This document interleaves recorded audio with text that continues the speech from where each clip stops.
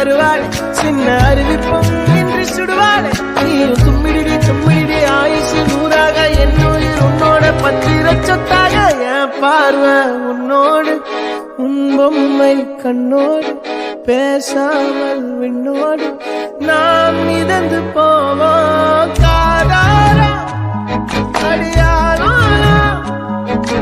நான் தாங்க மாறோடு